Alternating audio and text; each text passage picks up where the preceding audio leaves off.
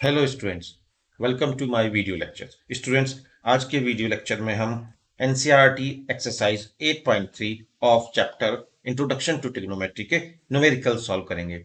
Students, अभी तक हम 7 वीडियो लेक्चर कर चुके हैं, जिसमें हम थ्योरी ऑफ ट्रिग्नोमेट्री डिस्कस कर चुके हैं, ट्रिग्नोमेट्रिक रेशियोज के बारे में बात कर चुके हैं। वीडियो लेक्चर नंबर 2 और 3 में हम एनसीईआरटी एक्सरसाइज 8.1 के क्वेश्चन 1 टू 11 सॉल्व कर चुके हैं। स्टूडेंट्स, वीडियो लेक्चर नंबर 4 में हमने ट्रिग्नोमेट्रिक रेशियोज के वेरियस एंगल्स के लिए टेबल कैसे बनाते हैं और उसको याद रखने की ट्रिक क्या है, ये डिस्कस किया था। वीडियो लेक्चर नंबर 5 और 6 में हमने स्टूडेंट्स एनसीईआरटी एक्सरसाइज 8.2 के क्वेश्चन नंबर 1 2 3 4 सॉल्व किए थे। और लास्ट वीडियो लेक्चर में हमने कॉम्प्लीमेंट्री एंगल्स क्या होते हैं और उनके लिए जो रिलेटेड ट्रिग्नोमेट्रिक के फार्मूलेज हैं कैसे ड्राइव होते हैं वो डिस्कस किया था। आई होप स्टूडेंट्स आपने सारे वीडियो लेक्चर किए होंगे।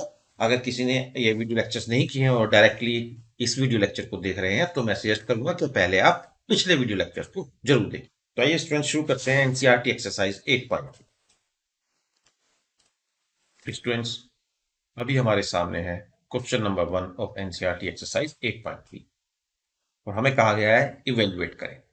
ज्यादातर इन क्वेश्चंस को सॉल्व करने के लिए हमें कॉम्प्लीमेंट्री एंगल बेस्ड जो ट्रिग्नोमेट्रिक रेशियोज के फॉर्मूले हमने स्टडी किए थे उनकी जरूरत पड़ेगी।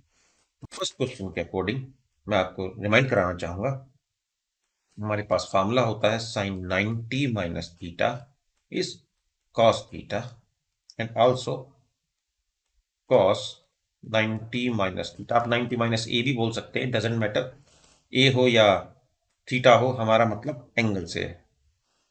ऑल राइट स्टूडेंट्स, तो देखिए इसके अलावा इन क्वेश्चंस की एक पहचान होती है जो बहुत बार 90% ऑफ द टाइम काम करती है कि जो एंगल्स इन्वॉल्व होते हैं जनरली उनका सम 90 होता है। अगर आप यहां देखें फर्स्ट पार्ट में तो 18 और 72 देखिए 90 डिग्री है, तो ये पहला हिंट होता है।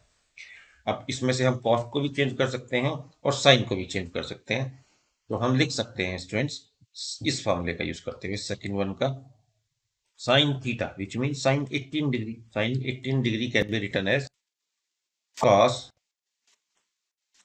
cos 90 minus 80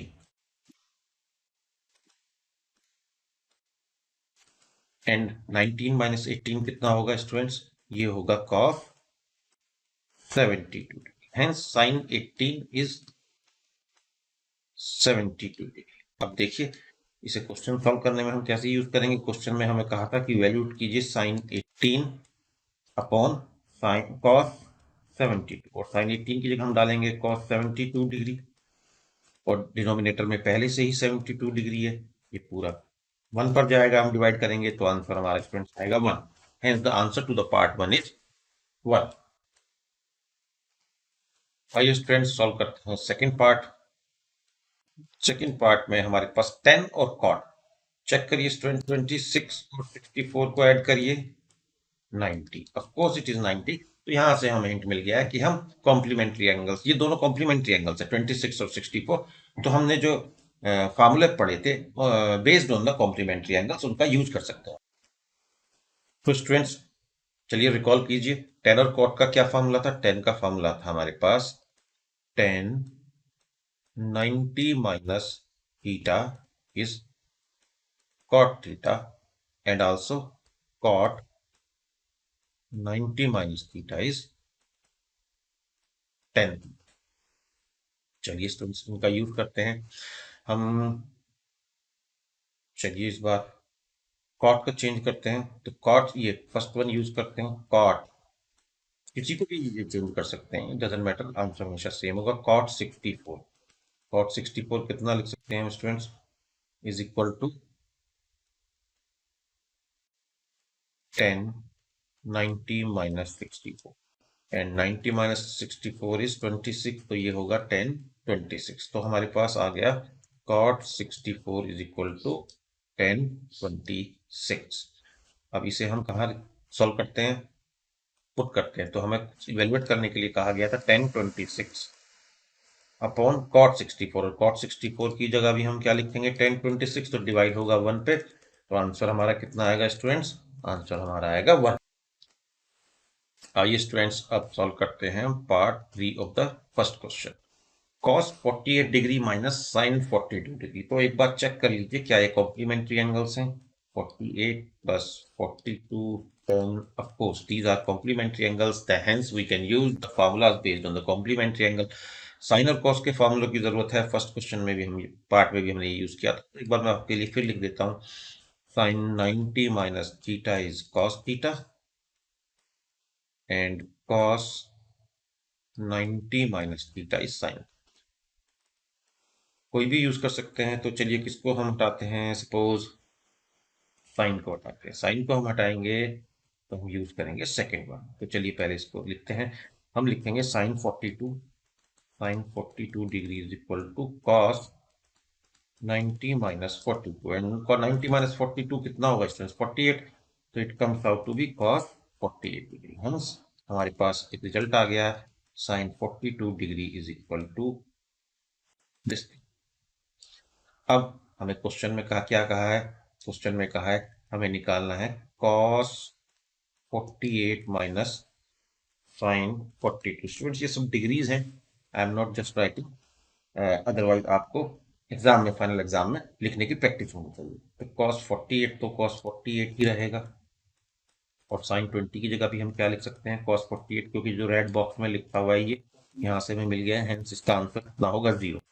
Hence, answer to the part 3 of the question 1 of the NCERT exercise 8.3 is 0।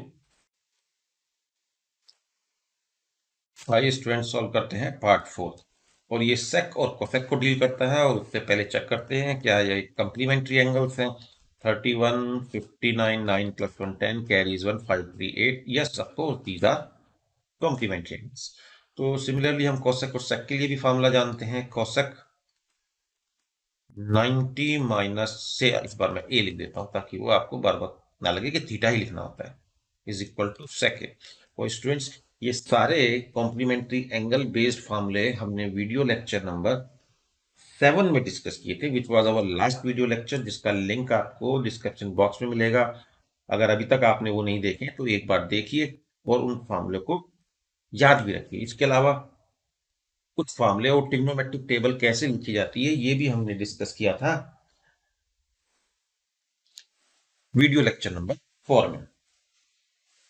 आइए स्टूडेंट्स इसे यहां पर हम भी लिख सकते हैं, हम sec 90 minus A equal to cosec A, both way it is true.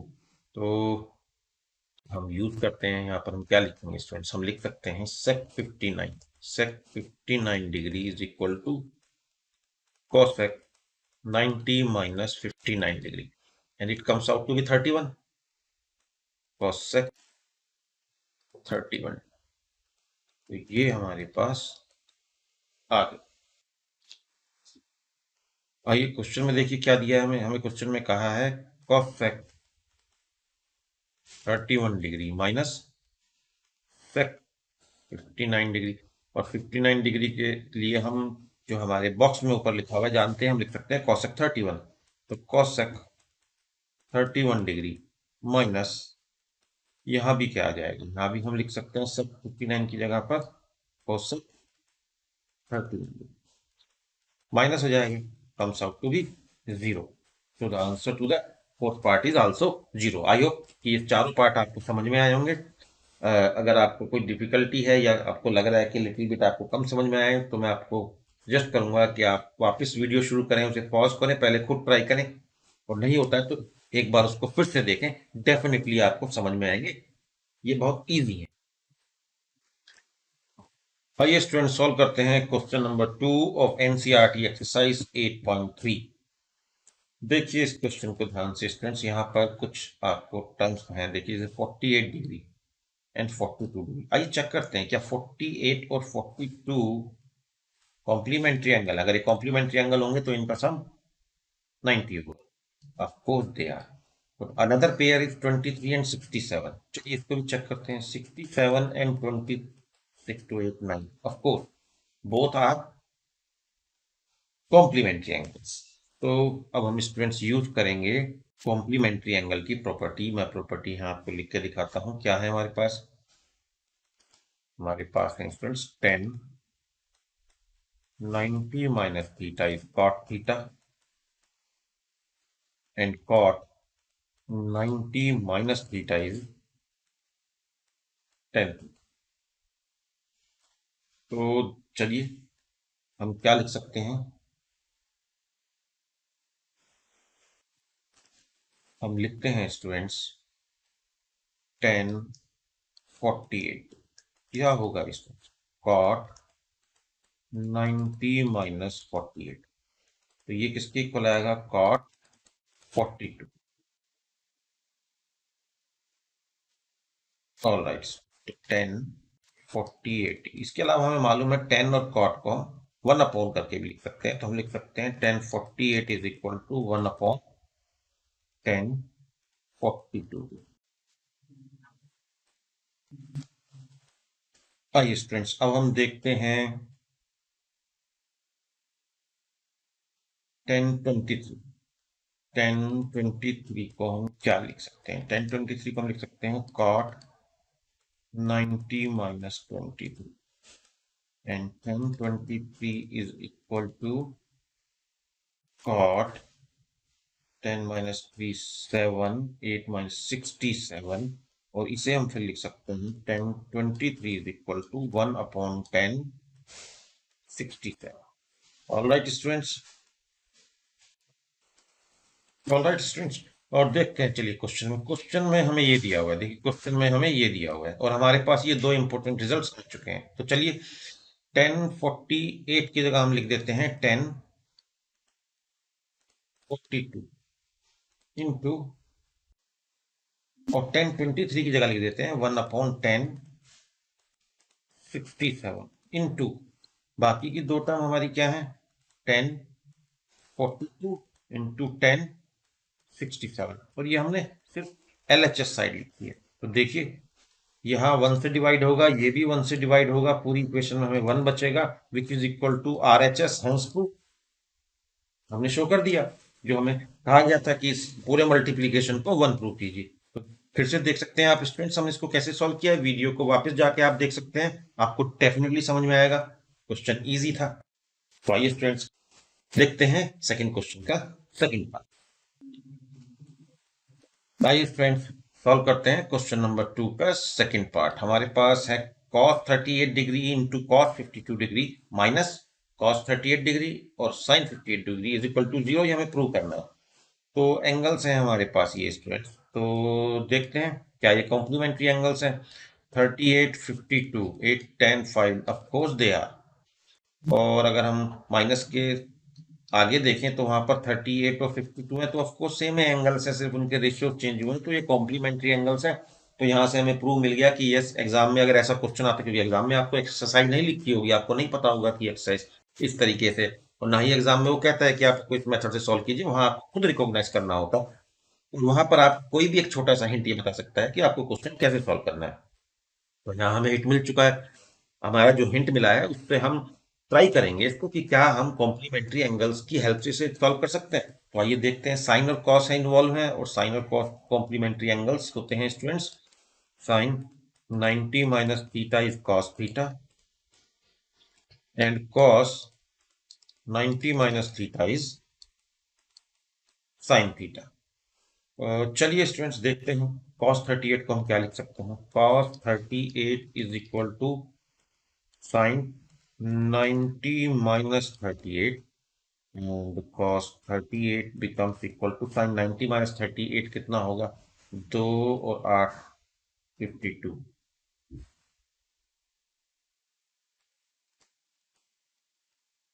तो स्टूडेंट्स ये इक्वल होगा साइन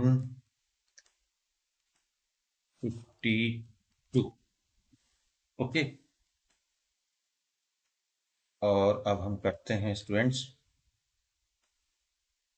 cos 52, cos 52 को, cos 52 को हम क्या लिख सकते हैं स्टूडेंट, देखिए यहाँ पर cos 52 को पहले ही हम फॉर्मूला यूज करेंगे, cos 52 is equal to sine 90 minus 52। तो ये स्टूडेंट्स होगा cos 52 degree is equal to sine 38। तो ये दो रिजल्ट हमारे पास आए हैं। ओके स्टूडेंट्स, अब हम सॉल्व करना शुरू करते हैं। cos 38 की जगह पर हम क्या लिखेंगे, sin 52 डिग्री, और cos 52 की जगह पे क्या लिखेंगे स्टूडेंट्स, हम sin 38। ये दोनों वैल्यूज हमने जो बॉक्स बनाए हैं उनसे ली हुई हैं, माइनस, और माइनस के बाद हम LHS लिख रहे हैं, तो यहाँ पर क्या है, sin 38 इंटू sin 50। ये स्टूडेंट्स हमने LHS लिखा है। तो ये तो देखिए 52 यहाँ से कैंसिल होगा और 38 यहाँ से होगा, तो comes out to be 0, which is equal to RHS।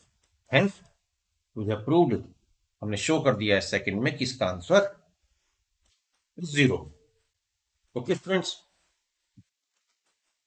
आइए स्टूडेंट्स सॉल्व करते हैं question number 3 of NCERT exercise 8.3। और 8.3 के ज्यादातर क्वेश्चन इनफैक्ट क्वेश्चन बेस्ड हैं कॉम्प्लीमेंट्री एंगल की प्रॉपर्टीज पर। अब हमें दिया है यहाँ पर कि वो कहता है कि tan 2a is equal to cot a minus 18 where 2a is an acute angle, 2a एक एक्यूट एंगल है, तो फाइंड करिए value of a, find the value of a। चलिए, tan और cot के लिए हमारे पास क्या प्रॉपर्टी है, हम जानते हैं tan 90 minus theta is equal to cot, and cot 90 minus theta is also tan theta. हम कोई भी प्रॉपर्टी यूज कर सकते हैं इन दोनों में से, दोनों से आंसर आएगा। तो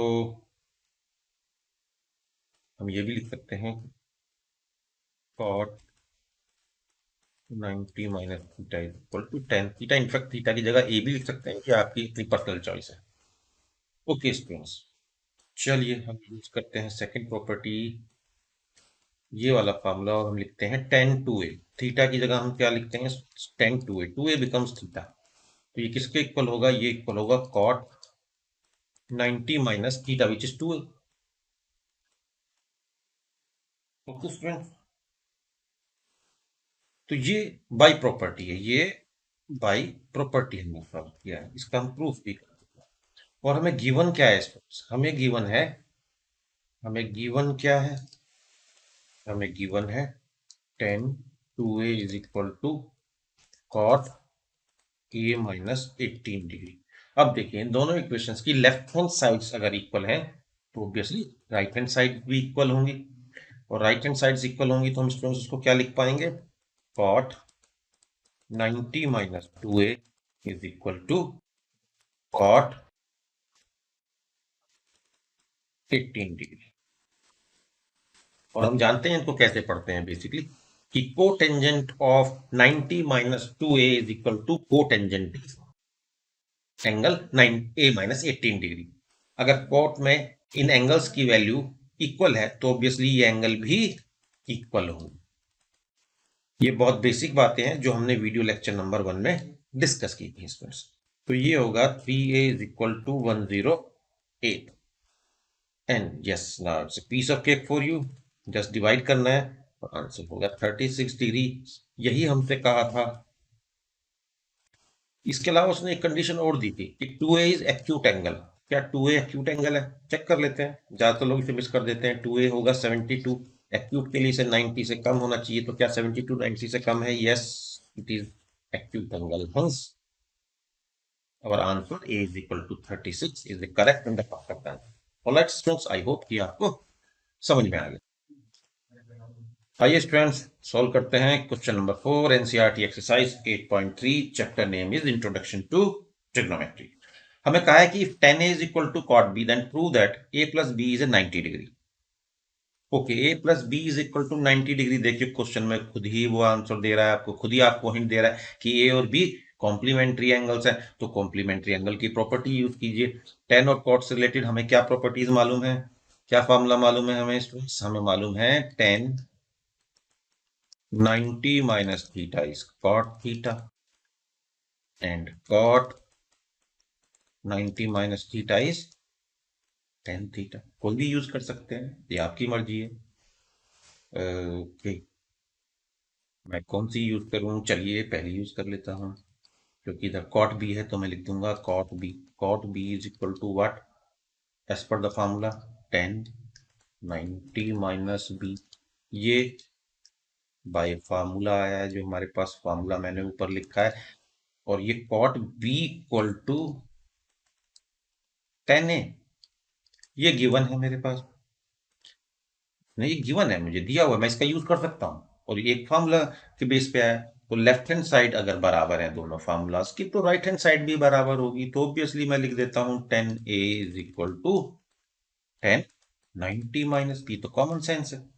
अब tangent of a is also equal to tangent of 90 minus b, यानी 10 of angle a and 10 of angle b अगर बराबर है तो एंगल भी तो ऑब्वियसली बराबर होंगे। तो इसका मतलब a equal to 90 minus B. देखिए कितना आसान क्वेश्चन था, अगर आपको बेसिक्स क्लियर है तो। a plus B equal to 90। Basics clear करने के लिए स्टूडेंट्स आप क्वेश्चन की प्रैक्टिस से ज़्यादा इंपॉर्टेंट होता है उसकी थ्योरी को स्टडी करें। तो मैंने थ्योरी बेस्ड तो वीडियो लेक्चर भी दिए हुए, एक वीडियो लेक्चर 4 है और एक वीडियो लेक्चर 7 है और एक वीडियो लेक्चर नंबर 1 है जिसमें हमने इंट्रोडक्शन दिया था, और बाकी वीडियो लेक्चर्स में हमने क्वेश्चन को सॉल्व किया है। तो मैं आपको यही सजेस्ट करूंगा कि आप सारे वीडियो लेक्चर्स को शुरू से अंत तक देखें और सारे वीडियो लेक्चर्स को सॉल्व करें, और जो फार्मूलाज जिन वीडियो लेक्चर्स में डिस्कस किए हैं उनको एक नोटबुक पे नोट करते जाएं, और 2-3 बार जैसे ही आप इनको रिवाइज करेंगे ये आपके बहुत अच्छे से क्लियर होंगे और सारे क्वेश्चन आपके सॉल्व हो जाएंगे, कोई भी प्रॉब्लम आपको नहीं आएगी।